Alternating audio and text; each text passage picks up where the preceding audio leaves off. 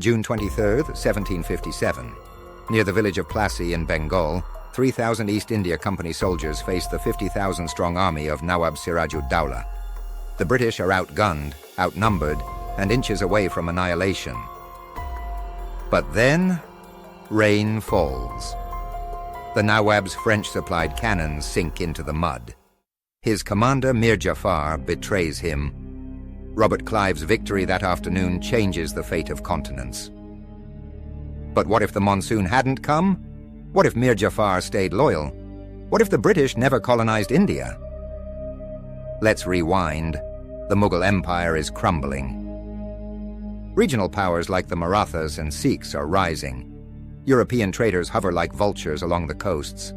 Without Clive's victory, the East India Company withdraws. The French focus on their tiny enclaves.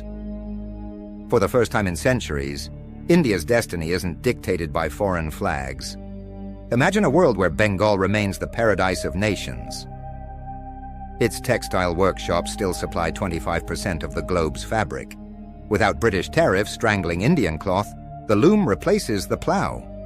Cities like Dhaka and Surat become industrial hubs a century before Manchester. By 1850, India into colony, it's a competitor. The Industrial Revolution becomes a relay race, not a British monopoly. But power abhors a vacuum. The Marathas push east. Their cavalry sweeps into Bengal, but the terrain resists them. A stalemate emerges. Regional kingdoms form a loose confederation, united by trade treaties and mutual defense pacts. There's no centralized India, but a constellation of alliances. Meanwhile, the French offer muskets and advisors in exchange for ports. By 1800, Pondicherry isn't a colonial backwater. It's the Marseille of the East, a gateway for Indian textiles to Europe. Now shift westward. Without India's riches, Britain's economy stumbles. The East India Company folds by 1820. Bankers in London delay railway expansions. The Opium Wars never happen. Instead, British merchants lobby Parliament to industrialize faster. By 1850, England's factories outpace rivals, but without colonial markets, they glut. Strikes erupt. Queen Victoria's empire remains a small, rainy island. In India, the absence of colonial railroads has unexpected consequences. Local kingdoms build canals and highways, connecting farms to markets. Without British-enforced cash crops, farmers grow diverse yields. Famines like the one that killed 10 million in 1876 never occur. Population booms. By 1900, 400 million people thrive across the subcontinent.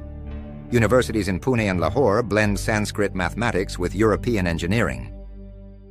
World War I erupts. Without 1.5 million Indian soldiers, Britain struggles on the Western Front. German trenches inch closer to Paris. The Kaiser negotiates a ceasefire in 1916. A harsh treaty sows resentment, but no Hitler rises. Meanwhile, Japan dominates China. By 1930, Tokyo's influence stretches from Seoul to Singapore.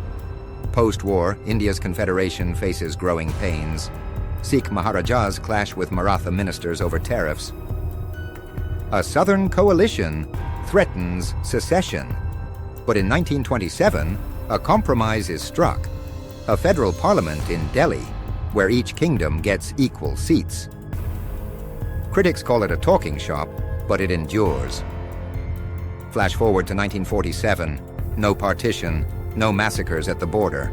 A divide emerges between India's industrialized south and agrarian north. Politicians debate land reform in Bombay skyscrapers. In London, historians ponder. How did a nation they dismissed become the third largest economy? The reality? Colonization left wounds that never fully healed. But alternate histories aren't about fairy tales. They're mirrors.